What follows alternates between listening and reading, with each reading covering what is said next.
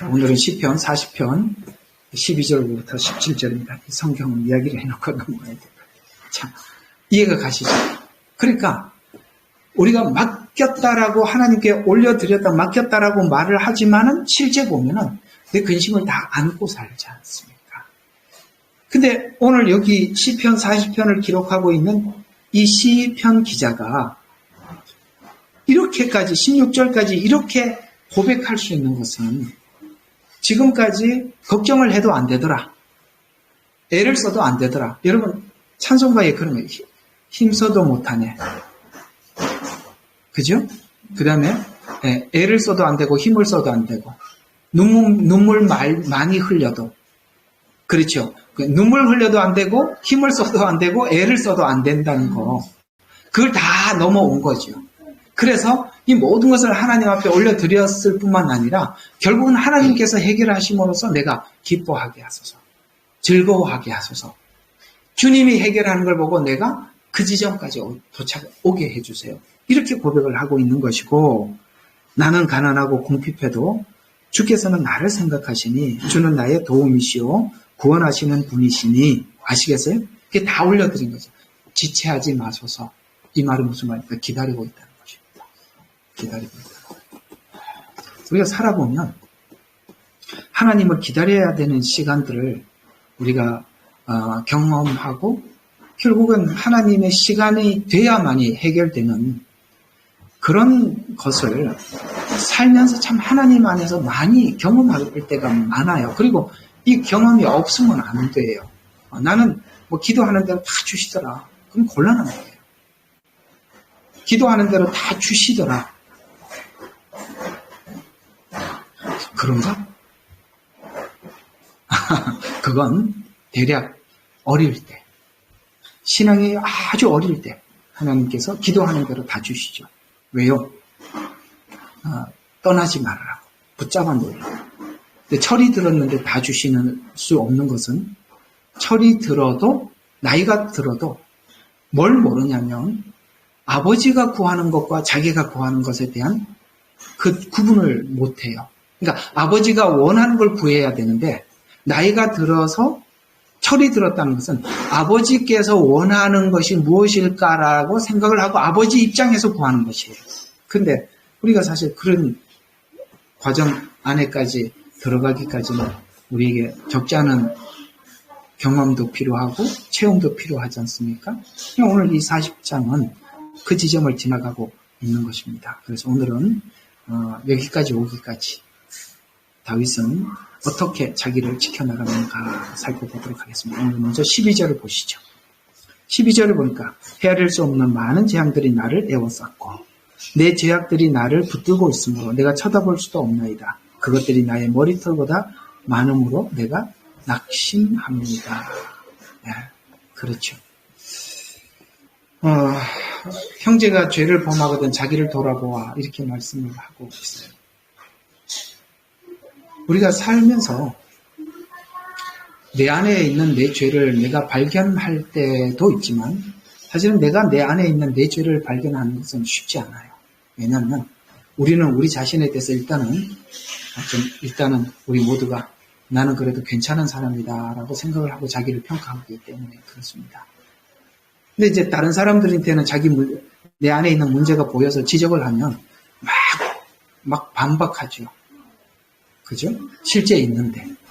있어서 보여서 말을 해도 안 믿으려고 합니다. 그건 뭐냐면, 조용히 하라고. 예. 그건 뭐냐면, 자기가 자기 자신에 대해서 그만큼, 높은 점수를 주고 있기 때문에, 그건 잘 몰라요. 남이 지적을 해도 잘 몰라요. 성경에서 지적을 해도 끊임없이, 그걸 이제 설득하려고 우리 상대를, 결코 그렇지 않다라고 하는 게 인간입니다. 우리 인간에게는 죄가 그러니까 우리 속에 있는 죄를 보는 눈이 세 개가 있다는 걸 아셔야 돼요. 하나는 자기가 자기 죄를 봅니다. 그렇죠? 이건 문제가 있어. 라는 것은 보통 자기가 자기 죄를 인식하는 것은 아주 분명한 것만 인식을 하지 어설픈 거는 잘 몰라요. 그러면 남이 나의 죄를 봅니다. 은혜를 받은 사람들은 죄를 보더라도 긍휼한 마음을 가지고 대해주겠지만 날카로운 공의로운 사람들, 율법적인 사람들은 안 넘어갑니다. 아주 날카롭게 지적을 하죠. 그런 것만 하는 분들이 계세요. 그런 것만 찾아가지고 공포하고 예리하게 지적을 하고 이러는 분들이 있습니다. 그럼도 그쪽에 확 사람들이 모여들어요. 공감을 하는 사람들이. 대략적으로 보면 우리는 자기 반성 쪽으로는 안 가니까, 은혜를 받은 사람 이외에는 자기 반성 쪽으로 안 가니까 남을 지적하는 쪽으로 몰리게 되어 있습니다. 비중이 거의 9대1 정도가 될 겁니다. 그걸 더하면 더했지 9은 정죄하고 하나는 자기를 돌아보죠. 근데 자기를 돌아보는 사람은 극소수입니다. 세 번째 내가 나를 보는 눈이 있습니다. 그게 하나님이 우리를 보는 눈입니다. 그러니까 내가 나의 죄를 보기도 하고 남이 나의 죄를 정죄하기도 하는데 하나님도 우리의 죄를 보고 있다는 거예요. 그러면 누가 가장 많이 보고 있겠어요? 하나님이 보고 계시죠. 사람들에게도 오해에 대해서 들추어진 거 말고 실제 내가 있는 걸 남이 봐서 지적해 주는 것도 있단 말이에요. 그거는 우리가 거부할 수 없는 거예요. 그러나 그건 우리가 인정하고 싶지 않아요. 남들인데. 이렇게 세 군데서 보게 되는데 보통 성경이 우리의 죄를 지적을 할 때는 여러분들 성경을 볼 때나 설교를 할 때 하나님께서 설교를 설명을 해줄 때 여러분들에게 그 죄를 하나님께서 이렇게 주세요. 우리가 정말 여러분들이 성화의 수준이 높아지면 성경에서 설명하고 있는 이 죄를 지적할 때 여러분들의 마음속에 확 와닿는 거예요. 아시겠죠? 네, 거기까지 가는 거예요. 근데 보니까 다윗에게 어떤 하나의 죄를 하나님께서 보여주셔서 들어왔는데 보면 볼수록 뭐가 커더라? 헤아릴 수 없는 재앙이 나를 에워싸고 있더라. 이렇게 보더라는 거예요. 결국에는 보세요. 신앙의 위인들이 고백한 공통점이 있어요. 다윗은 오늘 여기 보니까 뭐라고 이야기합니까? 자기 죄가 저기 뭐보다 많더라고? 뭐보다 많더라고. 하여튼 내가 뭘 비유를 했는데, 잊어버렸습니다. 너무너무 많다는 거예요. 근데, 바울도 그래요.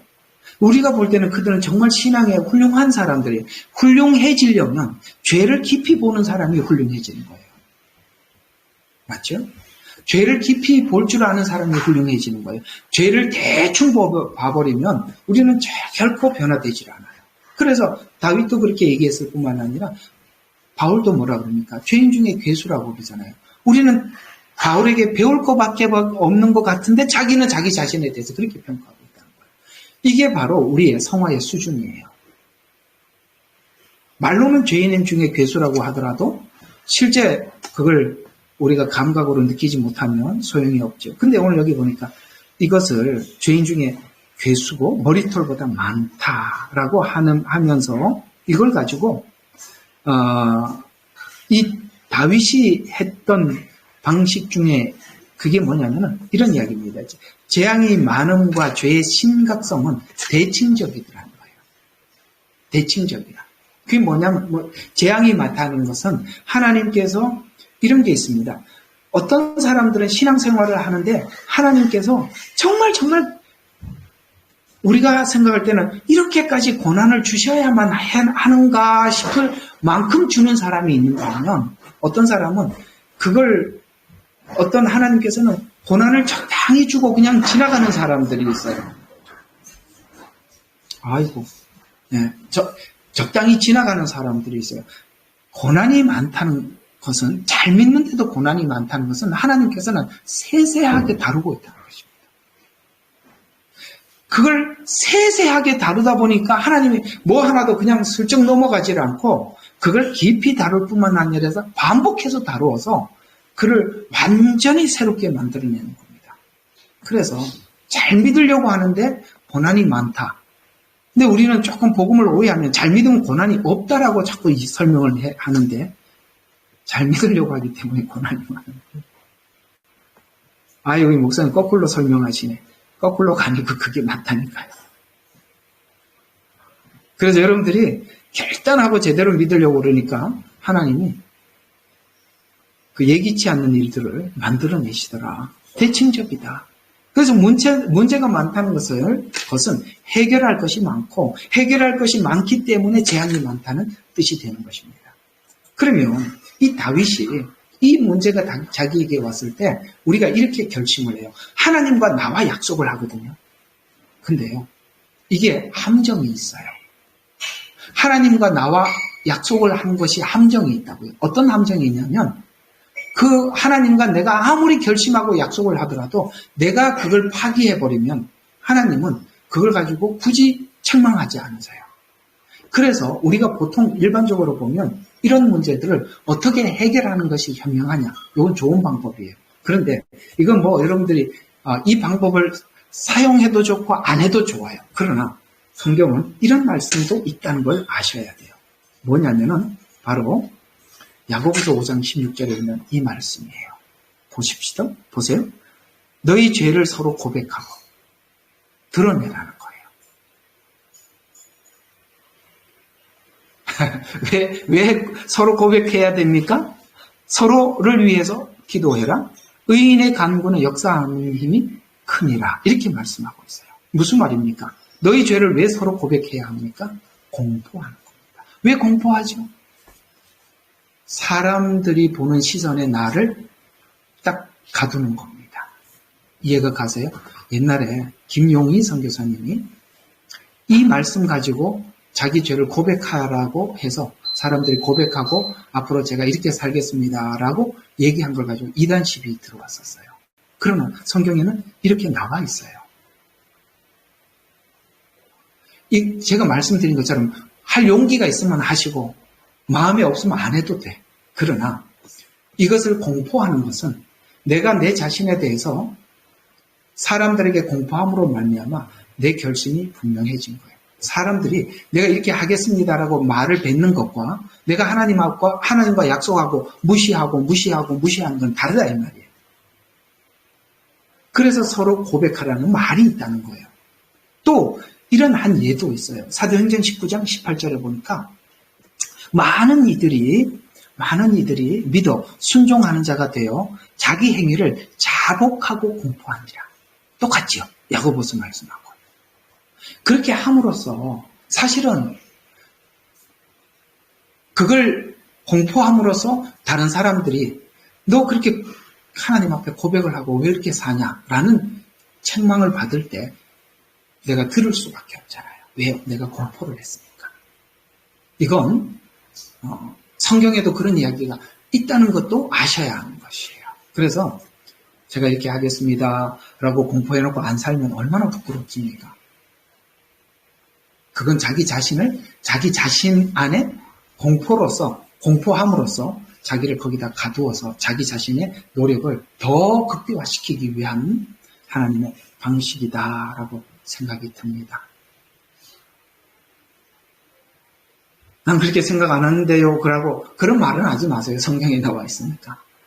자, 그 다음 바리새인과 세리의 기도를 보면 오 하나님 나는 죄인이오니 나를 긍휼히 여기소서.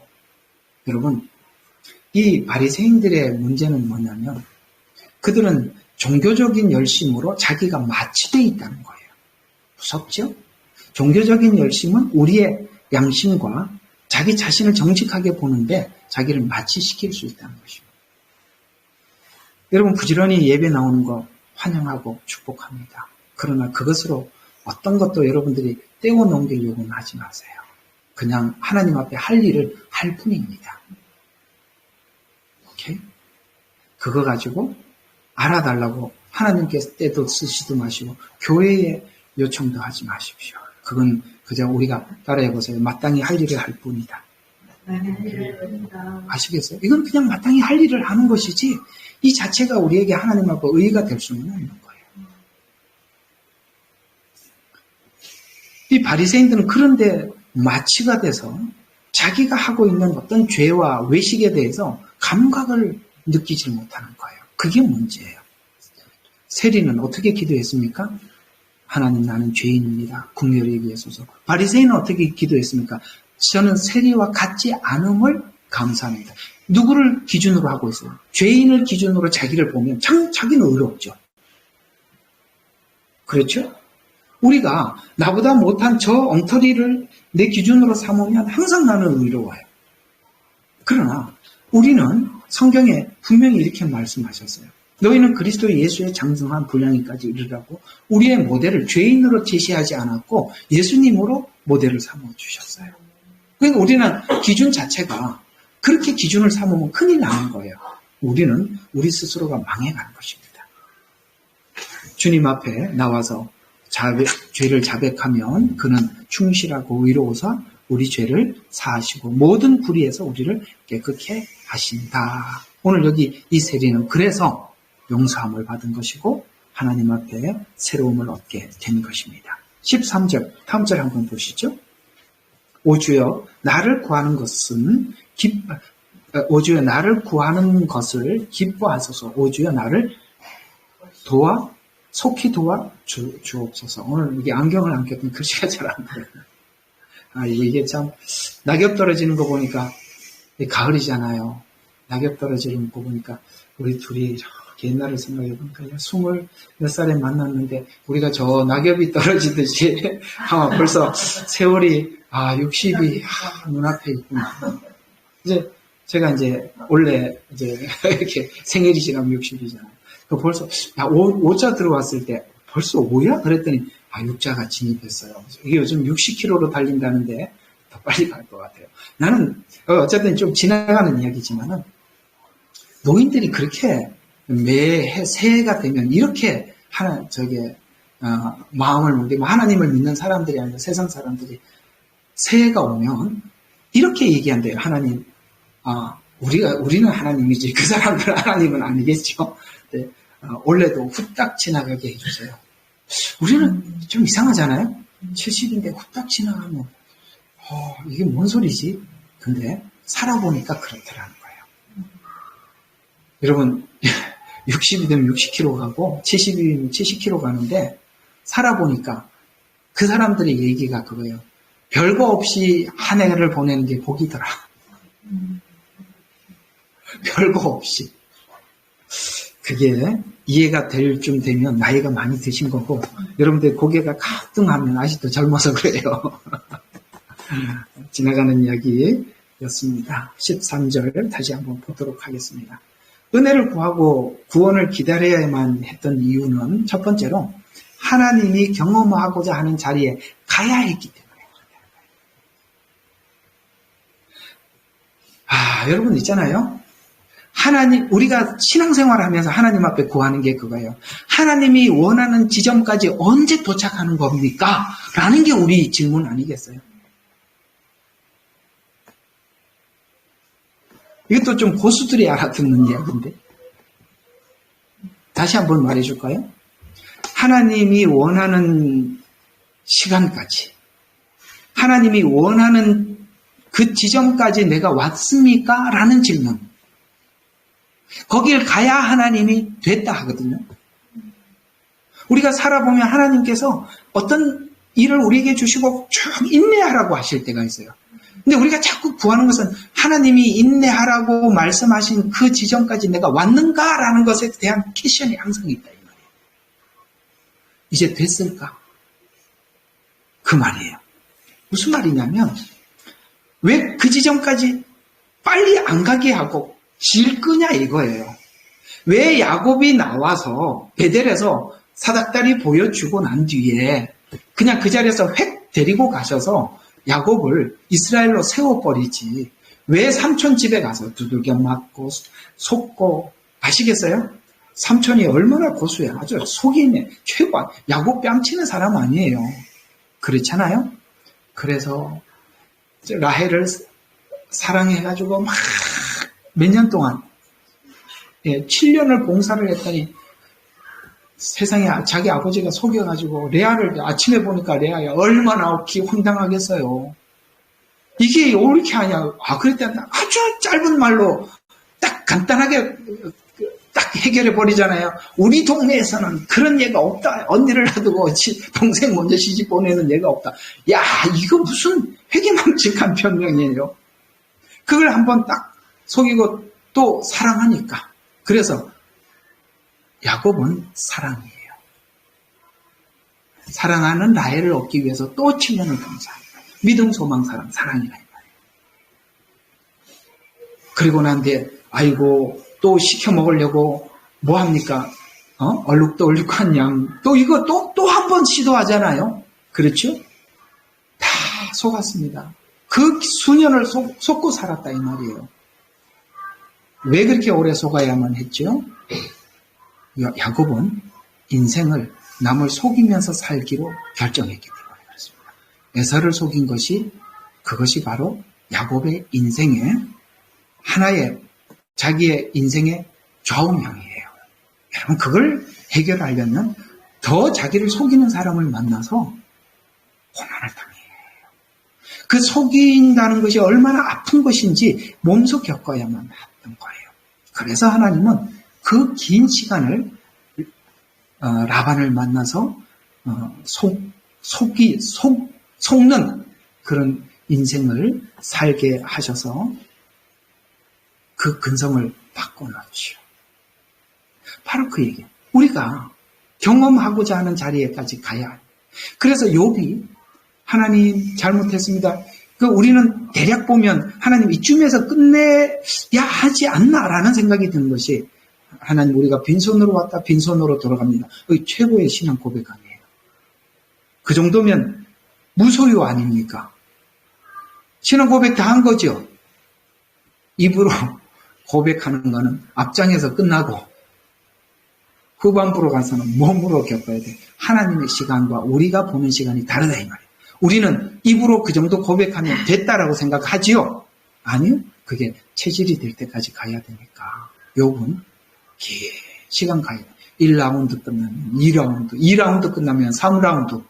친구들이 3라운드까지 싸웠다고. 그러다 갑자기 엘리오가 탁 나타나는데 엘리오가 훌륭한 중재자냐는 퀘션입니다. 가끔씩 중재하는 사람이 툭 튀어나와서 자기가 엘리오래? 그렇지 않습니다. 성경은 그게 다 성경을 얄팍하게 이해하는 약점들입니다. 그렇지는 않아요. 그래서 사실 우리가 한번 보십시오. 여러분과 제게 처해져 있는 하나님께서 우리가 스스로 손을 댈 수 없는 어떤 일들이 있을 거예요. 그죠? 있어요? 없어요? 아무리 애를 써도 안 되는 게 있다 이 말이에요. 그걸 왜 하나님이 끌고 계속 가시냐. 그 하다 우리가 중간에 얼마나 하나님 앞에 회개했어. 그죠? 제가 잘못한 것 같아요. 용서해 주세요. 제가 이게 문제였던 거예요. 하나님 제가 이제 알았습니다. 제가 이제 고백합니다. 그런데 안 끝내. 상황은 안 끝이나 또 계속 간다니까. 왜요? 그렇잖아. 입으로 고백하는 것과 몸으로 고백하는 건 다르다고. 그래서 감당할 수 없어서 끌려가는 거야. 감당할 수 없어서 끌려가는 거예요. 그게 언제 끝나는지는 여러분들이 웃으면서 하나님 앞에 여러분들의 부끄러움을 아낌없이 그냥말로 웃으면서 말할 수 있을 때 해결된 겁니다. 아시겠어요? 아직도 감출만한 것이 있으면 남아있어서 그런 거예요. 이것도 나중에 한번 여러분들이 다 그 지점에 오면 제 말이 목사님 그 말씀이었구나 알게 될 거예요. 아시겠죠? 상처 없이 웃으면서 말할 수 있을 때 추억이 되었을 때 그때 끝나는 겁니다. 추억이 됩시다.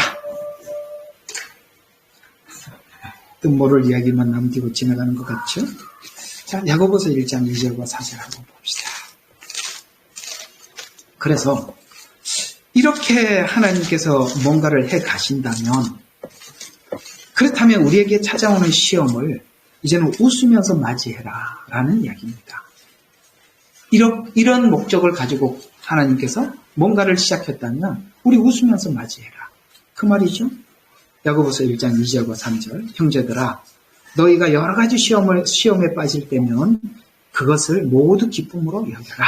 이는 너희 믿음의 시련이 인내를 만들어내는 줄 너희가 알미라. 그래서 이 인내를 통해서 뭘 한다고요? 온전해지고 잘 갖추어지고 부족함이 없고 아시겠어요? 그 시간이 지나야만 그만큼 체질이 되어야만 온전해지고 부족함이 없게 되고 채워진다 이 말이에요. 우리가 입으로 고백할 때는 채워진 상태가 아니에요. 그냥 캐치한 거예요. 아 하고 깨달은 것에 불과하다. 또 시편 130편 5절과 6절에 이렇게 말하고 있습니다. 나는 여호와를 기다리나니, 오늘도 여기 기다린다고 하고 시편에서 130편도 기다린대요. 내 영혼이 기다리고 그 말씀을 바라나니 파수꾼들이 아침을 고대함보다 더 나는 아침을 고대하리로다. 여러분, 파수꾼이 파수를 하면서 얼마나 새벽을 기다려요. 여러분 있잖아요. 군대 가면 보초가 아니지. 그 두 군데 있어요. 하나는 뭐냐면, 우리 군인들이 방에서 잠자는 사람들을 지키는 그게 하나 있고, 하나는 울타리에 가서 총을 들고 보초를 해야 되는데, 나는 처음에 딱 가서 뭐라 그러냐면은, 진짜, 뭐라 그러냐면은, 너희들이 여기서 간첩을 하나 잡으면 바로 제대라는 거야. 그래서, 내가 이제 해군이니까 진해에서 훈련을 받았잖아요. 그때 겨울에 얼마나 추운지. 간첩 하나 오라고 얼마나. 진해에 누가 간첩이 오겠어. 진해에. 근데 이놈 쫄병들은요. 꼭 이 동초. 이제 생각나네. 동초라 그러는데 이 시간을요. 꼭 2시, 4시. 2시간씩 하거든요. 2시 아니면 4시, 4시 아니면 6시. 제일 고달픈 게요. 2시, 4시예요. 그때 한참 잠이 들어가고 딱 들어가는데 깨가지고 4시 와서 잡아야 금방 기상이거든요. 이거는요. 잠잔 게 젊었을 때 얼마나 더 잠이 옵니까? 근데 이 쫄병 때요. 정말 동초 새벽에 오늘 파수꾼 이야기가 나오잖아요. 이 동초를 쓰면서 아침이 올 때를 얼마나 기다리겠어요. 아침이 와야 끝날 거 아니에요. 그죠? 여러분. 인내하며 기다리라고 하는데 하나님이 잊어버리고 기다리게 하면 얼마나 좋아. 그지요? 이게요. 피부로 매일 와닿는 거예요. 그러니 이게 얼마나 고달파. 그러니까 우리가 딱 이 말씀이 와닿지요. 야 하나님 이걸 그냥 잊어버리고 시간을 흘러보내는 게 아니라 매일매일 내가 피가 마르게 이 시간을 보내면서 시간을 쭉 가더라는 거예요. 이 말이잖아요. 파수꾼이 아침을 고대한 것 같이 나는 아침을 고대하리로다. 해본 사람은 아멘. 해본 사람은 아멘이죠. 아니 이런 말씀이 성경에도 있다니. 있지요. 하나님 우리 신앙생활하는데 모른 척하고 하겠습니까? 다 이걸 얘야 그래서 이거 하고 있는 거야 하고 다 가르쳐 주잖아요. 얼마나 고마워. 우리가 성경을 깊이 모르면 그거 다 몸으로 떼어야 되는 거예요. 몸으로 떼어야 되는 거야. 그 몸으로 다 떼고 오늘 보니까 이 성경에 있네? 이렇게 지금 알고 가자. 그게 빠르지. 그래야 실족하지 않죠. 성경을 알면 하나님을 향해서 실족하지 않아요. 성경을 모르면 하나님을 향해서 실족하는 거예요. 그래서 우리가 신앙이 어릴 때는 하나님에 대해서 원망이 많아요. 근데 우리가 하나님을 알고 나면 감사하면서 그 시간을 보낼 수 있어요. 그 차이가 있어요. 그래서 성경을 아는 사람과 성경을 모르는 사람의 차이는 거기 있어요. 하나님을 계속 원망하면서 그 길을 가고 모르면 알면 기대감을 가지고 가고 누가 더 행복하죠? 뭘 또 질문이라고 하냐 이런 표정으로 보십니다. 자, 두 번째 이 말은 자신은 어떻게 무엇을 해도 이 문제를 해결할 수 없었다는 깊은 인지를 했던 거예요. 이게 필요해요. 하나님이 우리가 해결할 수 있었더라면 그 방식으로는 하나님 아무 일도 하지 않죠. 이스라엘 백성들이 지금 바벨론의 포로로 잡혀가기 위해서 하나님께서 바벨론을 키웠다고. 근데 이스라엘이 바벨론하고 싸워서 저항해서 싸워서 이길 수 있었더라면 포로로 잡혀갈 이유가 없었죠. 하나님이 우리를 그걸 할 때 바벨론을 덩치를 키워놓고 우리한테 밀고 들어온다고요. 우리를 반항하는 세력의 힘을 만들어 놓고 들어오기 때문에 우리가 그걸 저항해도 이길 능력이 없어요. 나를 매를 대고 두들겨 패서 혼내려고 하는 사람이 나보다 약하면 내가 왜 맞겠어? 싸워서 이기지. 그죠? 야곱이 야복강 나루터에서 만났잖아요. 씨름을 하는데 이길 수가 없는 거예요. 그러니까 한 가지 방법밖에 없죠. 당신이 나를 축복해 주지 않으면 가지 못합니다. 아시겠어요? 그가 얼마나 큰 분인지를 아는 거예요. 당신이 나를 축복해 줘야 이걸 넘어간다.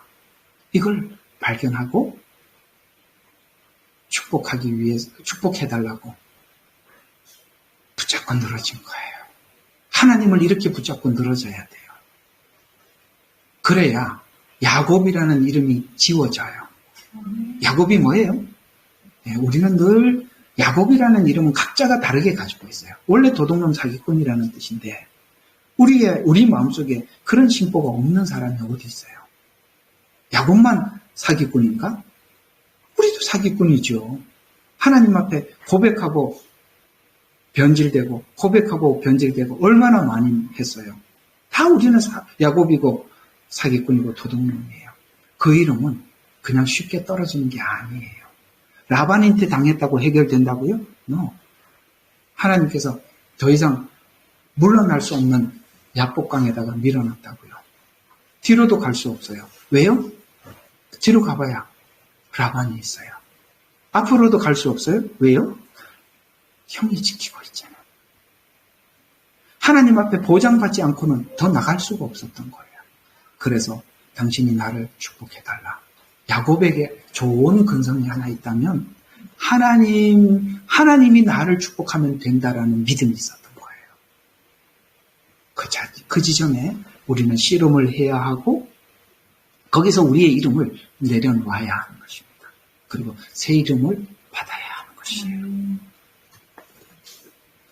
그래서 이 말은 이런 이야기입니다. 하나님 은혜만이 죄 문제를 해결할 수 있습니다. 그 문제예요. 내 힘으로는 해결할 수 없었어요. 은혜만이 이 문제를 해결할 수 있습니다. 이것이 지금 아까 씨름하면서 배운 결과다 이 말이에요. 그래서 속히 나를 도와주소서. 이제는 다른 것에 요청하지 않겠습니다. 당신만이 나를 도울 수 있습니다. 오직 십자가 아래서만이 은총을 구합니다. 라는 뜻이 되는 것입니다. 그 다음 절 14절은 이 고난은 은혜를 더 깊이 만들어주죠. 약한 자를 통해서 다윗을 연단했지만 악한 자를 통해서 다윗을 연단했지만 악한 자가 행했던 악한 일들은 이것이었는데 첫 번째로는 악한 자들을 통해서 연단하려 했던 일을 넘어선 악행을 했거나 악한 자가 하나님께서 여기까지 해라 라고 하나님 경계를 지어주거든요. 근데 악한 자가 월권을 한단 말이에요. 이게 무슨 뜻이냐면 이게 이런 말들도 이제 알아들을 수 있어요. 이게 무슨 말이냐면 하나님께서 바벨론을 키웠어요. 키웠더니 어디까지만 하라고 그랬던 거죠? 이스라엘을 교육하는 데까지만 하라고 그랬어요. 근데 이 사람들이 하나님을 모르는데 교육하는 것으로만 끝내겠어요? 어떻게 했죠? 과시했잖아요.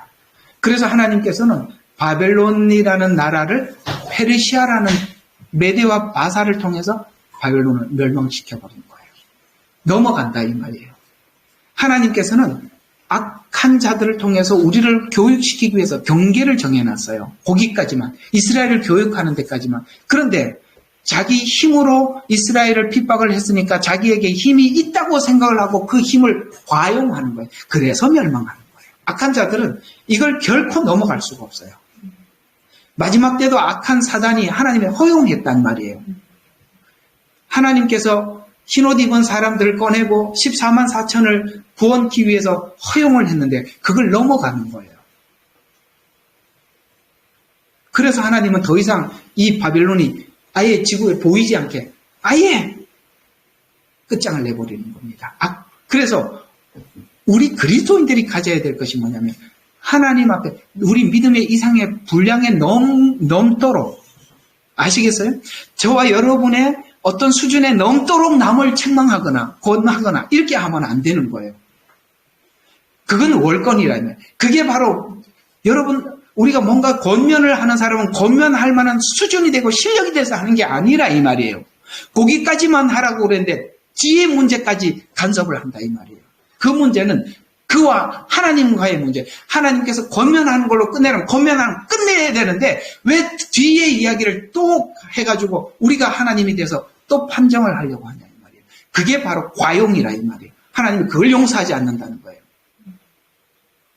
성경에 보면 하나님께서 경계를 정해놨다니까요. 사단에게 욕을 줄 때도 하나님 뭐라고 그랬습니까? 생명은 하지 마라. 요게 경계다 이 말이에요. 우리가 경계를 넘지 말아야 돼요. 그 나머지 부분은 그와 하나님의 문제예요.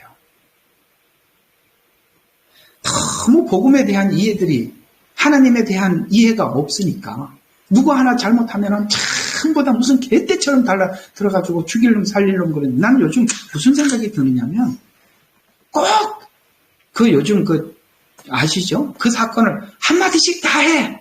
왜? 자기 클락하라는 거지. 자기 좀 사이트 보라는 거지. 왜 굳이 그걸 얘기해가지고 자기 또 입 다물고 있으면 사람들이 안 들어오니까 그걸 가지고 막 물고 늘어지는 거야. 왜? 속셈이 다 보이는데 그게 보여서 참 보기 싫어요. 아시겠어요? 네, 남들이 한마디 했는데 나도 한마디 해야지. 왜 그렇게 하세요? 그게 다 월권이라는 거예요. 월권. 아시겠죠? 그렇게 하면 안 돼요. 자, 14절 보겠습니다. 14절을 보면은 이쪽에 있네요. 자, 10절, 40절, 14절입니다.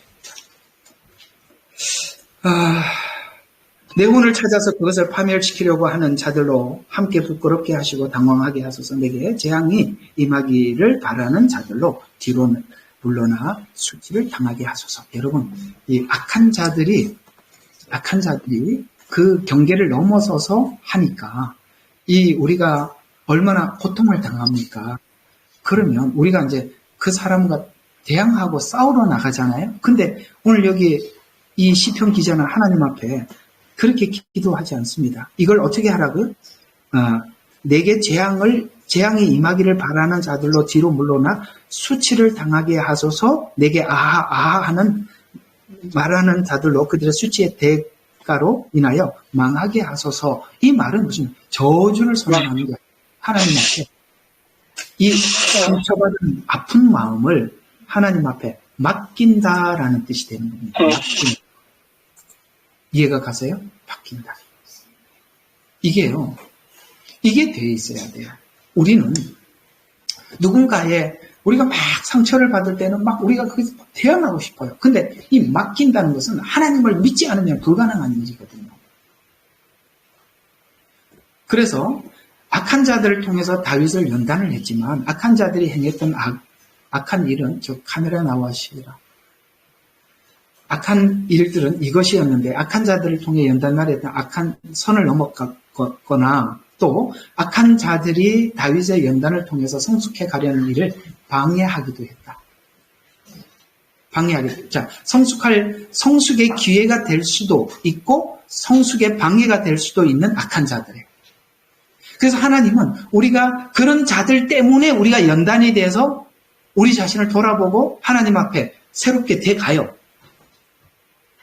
그래서 하나님께서 그런 자들을 통해서 뭘 하려고 하는지를 본다면 그것이 우리가 새롭게 되는 출발점이나 동기가 될 수도 있는데 이 악한 자들의 이런 하나님의 목적을 모르면 악한 자들 때문에 내 신앙이 실족하고 넘어질 수도 있다 이 말이에요. 그래서 우리가 가끔씩 이 악한 자들로 인해서 실족해서 교회를 떠나기도 하고 그런 사람들도 있다는 거예요. 왜 그런 일이 일어나느냐? 하나님이 어떤 방식으로 일하는지 몰라서. 그래서 우리가 성경을 안다는 게 그렇게 중요한 거예요.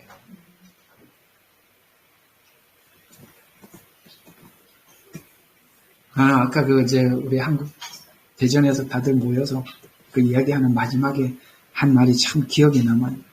우리는 얼떨결에 신학교 입학한 것 같다고. 얼떨결에 신학교 입학. 가만히 생각해보니까 매일 무슨 예배를 드리냐. 가만히 들어보니까 이게 신학교 입학한 거. 이거 입학하려고 원서를 내서 입학한 게 아니고 얼떨결에 여러분들은 주생명 선교교회를 다니니까 다 신학교 입학한 겁니다. 신학교에서 하는 과목들을 제가 거의 보니까 다 하고 있는 것 같아요. 좋지요? 괜찮습니다. 이거 참 필요합니다.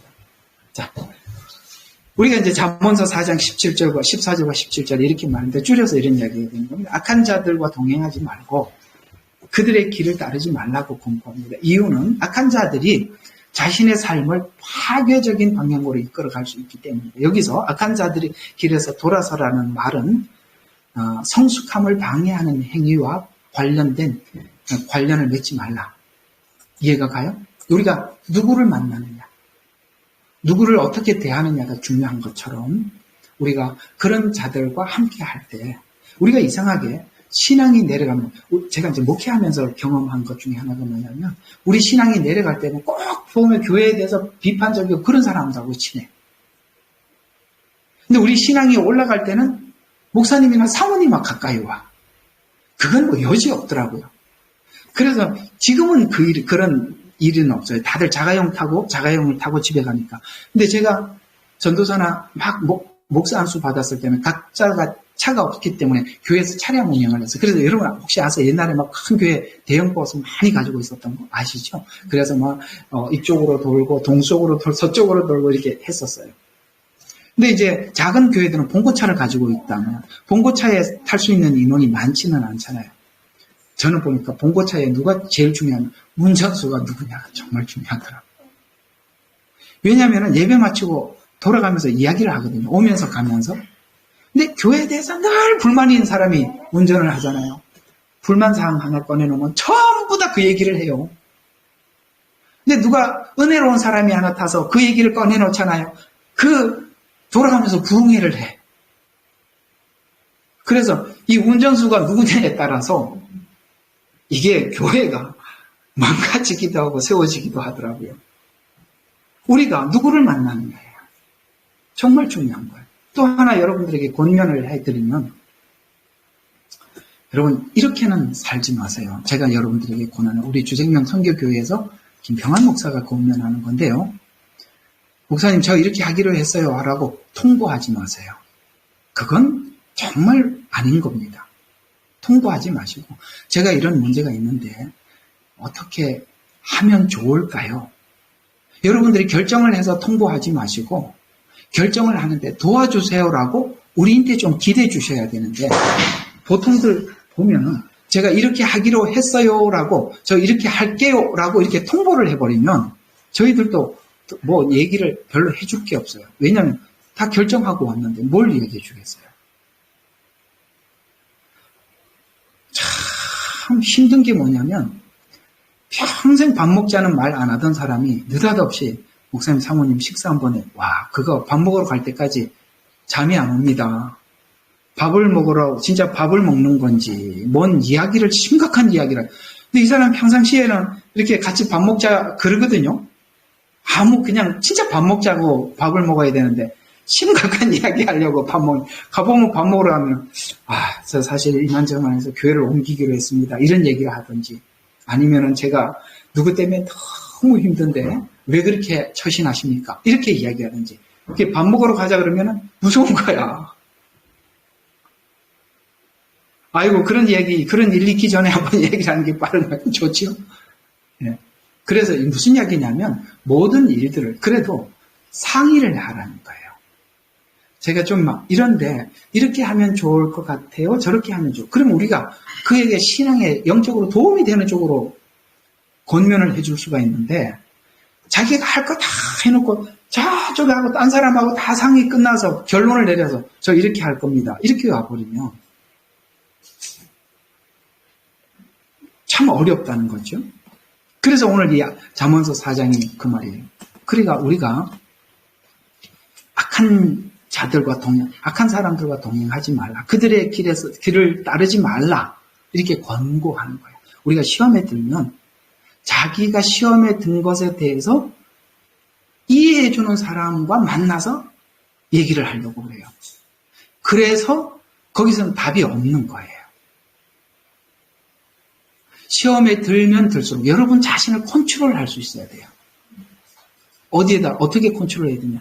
여러분보다 정당한 믿음을 가진, 정상적인 신앙을 가진, 정상적인 사고를 가진 사람들과 상담을 하고 그들에게 물어봐야 되는데 시험에 들면 그게 안 돼요. 잠언서 4장 말씀 잘 기억해 주시기 바랍니다. 또 하나는 우리가 왜 이 문제들을 거룩한 삶을 살아가는 이 문제들을 해결하지 못하느냐. 에베소서 4장 22절과 24절에 보면 이래서 안 되는 거예요. 옛사람의 행실을 벗어 던지고 새 사람을 입으라 라는 말씀을 하면서 성숙해지고 변화되기 위해서는 우리가 옛 행실을 벗어버리고 새 사람을 입으려고 하는 마음의 결정과 결단이 내게 있어야만이 그게 시작이 되는데 이거는 할 마음이 없고 아시겠어요? 새로워지려고 하고 변화되려고 하는 마음은 없고 그냥 마음에서만 자꾸 해야지 하면 10년이 되고 20년이 돼도 머물러 있는 거예요. 내 마음의 결정을 해야 되는 거예요. 오 주여 나의 마음이 주께로 정해졌으니 주님 앞에 정해놓고 출발을 해야 되는데 이게 안 돼 있는 상태에서는 아무리 고백을 하고 아무리 입으로 하나님 앞에 결단을 해도 아무 의미가 없다. 그래서 옛 행실을 벗어 던져라. 그 다음에 새 사람을 입어라. 이렇게 강조하는 거예요. 변화를 시도하지 않는 채 성숙 이렇게 하면 그것은 성숙 자체가 큰 걸림돌이 되기 때문이다. 15절 16절. 자, 아하 이건 수식어예요. 어떤 수식어냐면은 나에 대해서 싫어하는 반대하는 사람들이 이렇게 조롱하는 말을 이렇게 쓰는 어떤 수식어예요. 그래서 말하는 자들이 타인의 불행을 기뻐하는 자들을 지칭하는데 아마 이들이 이제 다윗에게 여러 가지로 신란을 했겠죠. 거기에 뭐 이런 말도 있겠죠. 왕이 될 자격이 없다. 당신은 신앙에 어떤 하나님께서 지도자로 세웠는데 실패했다. 부적합하다. 뭐 이런 말을 해왔겠죠. 그러나 이 문제를 그들과 직접 대면해서 해결한 게 아니라 하나님께 맡겼다라는 얘기가 됩니다.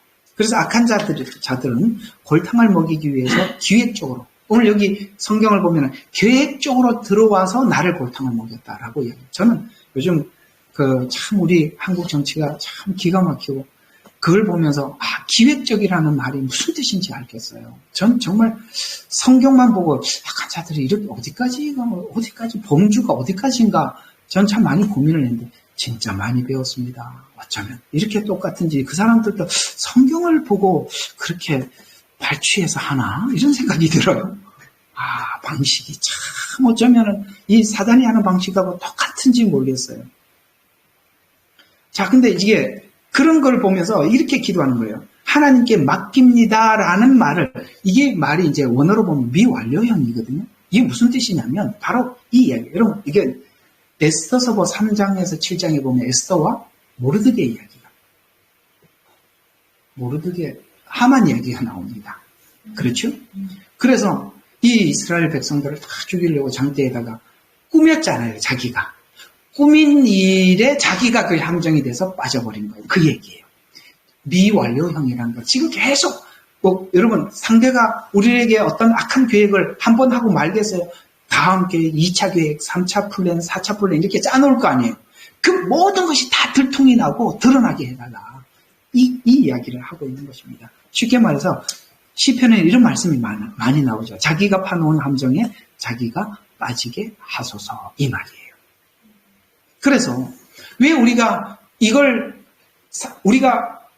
우리 신앙을 어디다 쏟을 수 있냐면은 나를 힘들게 하고 나에게 고통스럽게 하는 사람들을 향해서 하나님 내가 옳고 저가 틀렸다는 것을 증명해 주세요.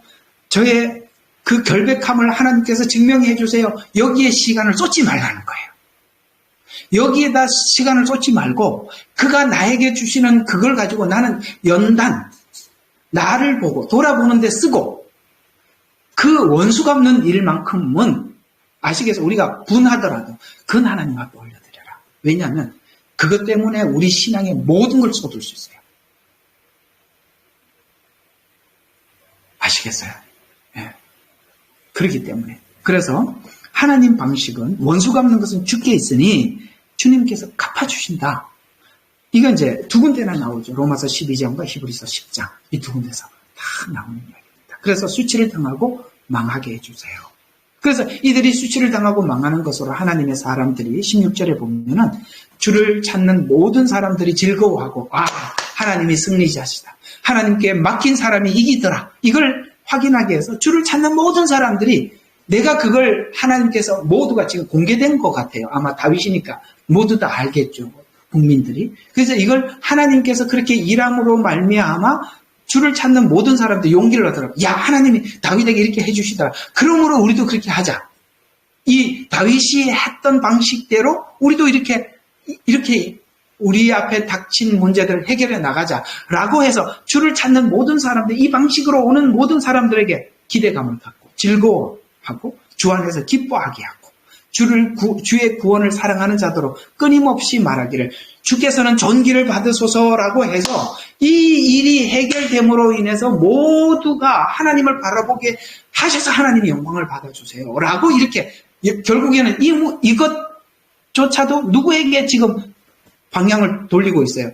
하나님께 돌려서 영광을 하나님께 돌리게 하도록.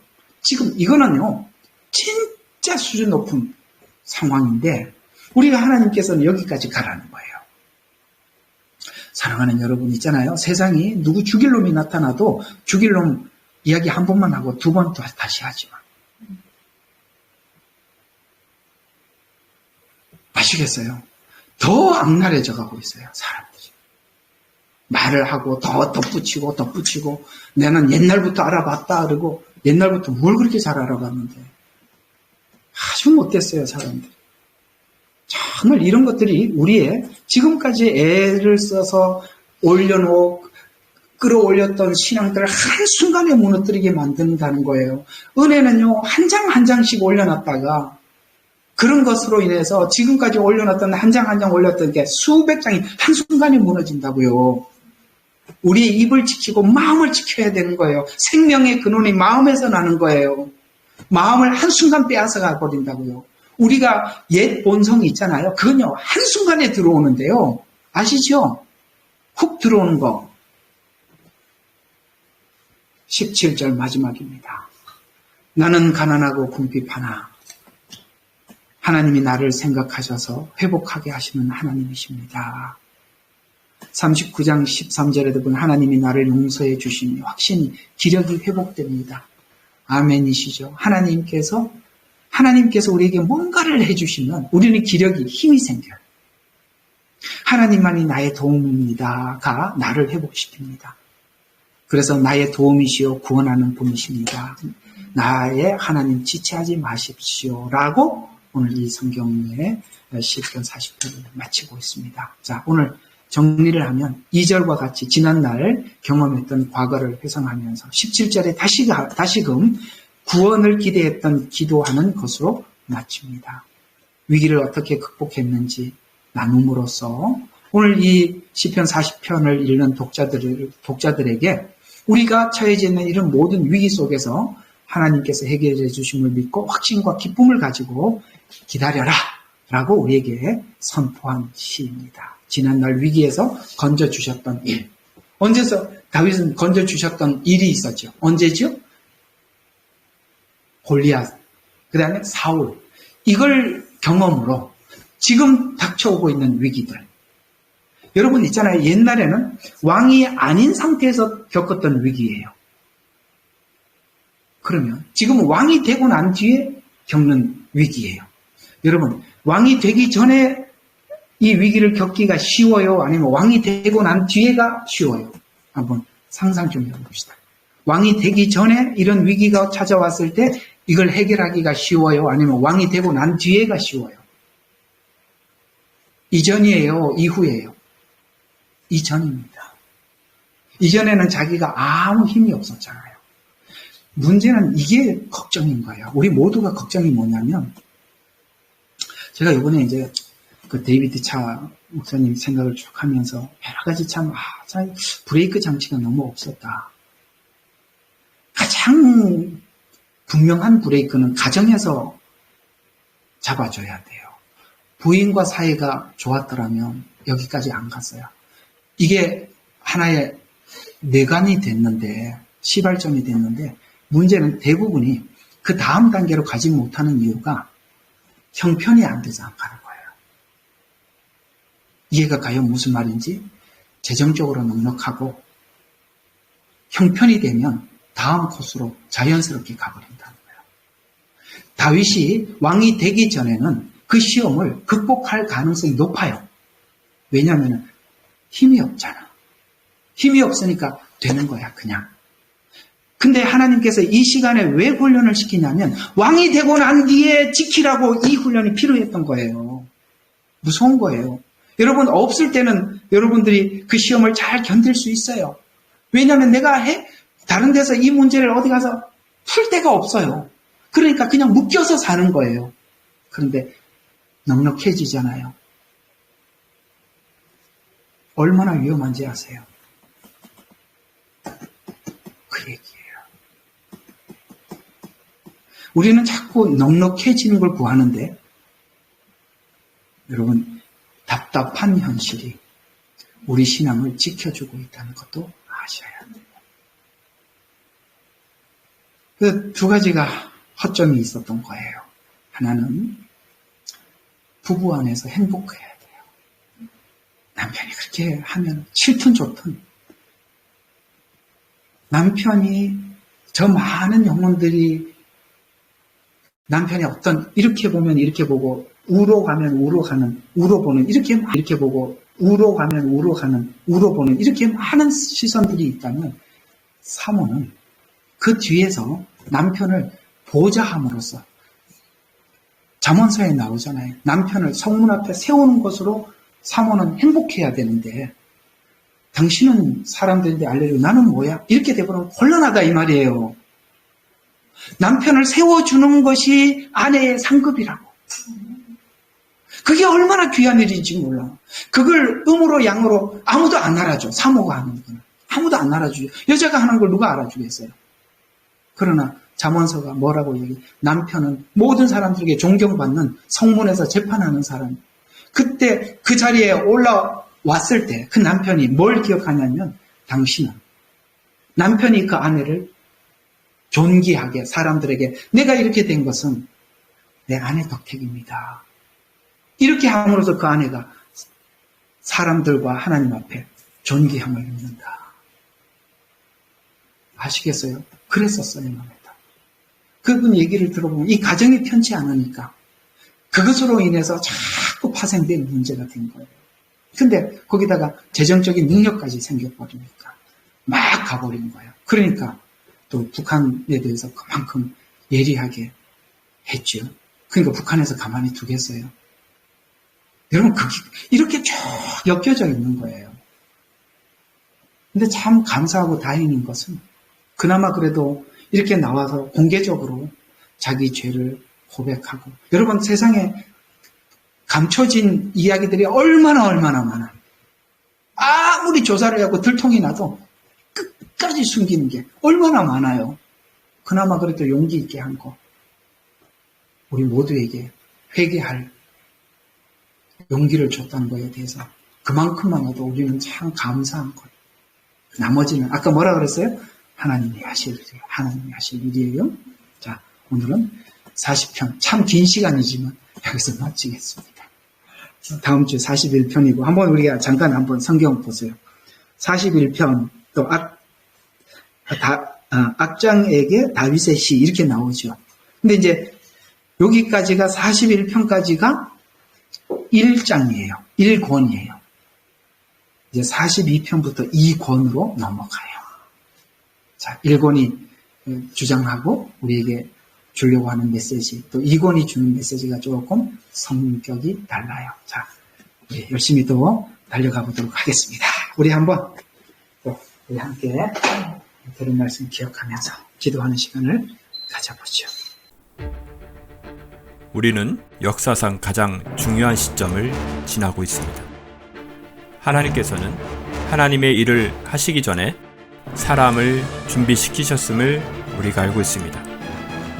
하나님 말씀은 마지막 때에 대추수, 대부흥의 때가 있다고 분명히 예언하고 있습니다. 아멘. 하나님의 말씀이 그대로 성취될 것을 믿습니다. 예레미야 눈물은 잠자는 교회와 영혼을 깨우기 위해 노력하고 있습니다. 이 가슴 뛰는 일에 함께 하길 원하시는 분은 카카오 채널로 연락 주시기 바랍니다. 당신은 위대한 하나님의 사람입니다.